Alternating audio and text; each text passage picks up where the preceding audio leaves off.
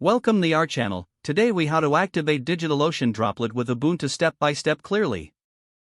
To activate a DigitalOcean Droplet with Ubuntu, start by logging into your DigitalOcean account. Once logged in, navigate to the Droplets section in the control panel. Click on the Create Droplet button to begin the process. Choose the Ubuntu operating system from the list of available distributions. Select the desired version of Ubuntu that you wish to use. Next, pick the size of your droplet based on your application's requirements.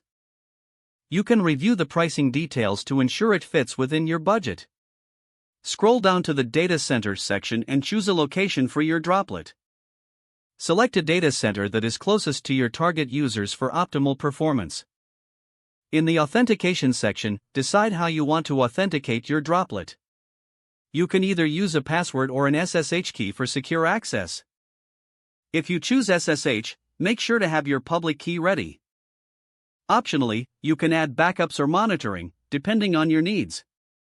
After finalizing your selections, click the Create Droplet button at the bottom of the page. Your droplet will now start provisioning, which usually takes a few minutes.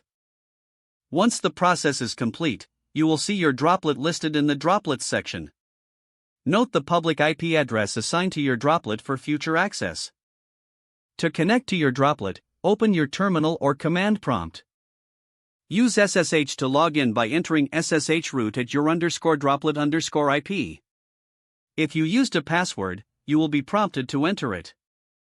If you used an SSH key, you should connect directly without a password prompt. Once logged in, you will be at the Ubuntu terminal of your new droplet.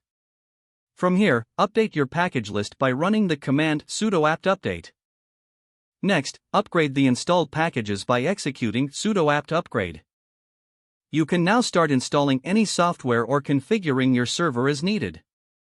Your DigitalOcean Droplet with Ubuntu is now activated and ready for use. If the page does not load, refresh the browser or try again in a private or incognito window.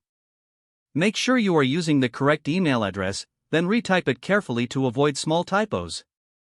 Don't forget to like this video and subscribe to our channel for more step-by-step tech guides.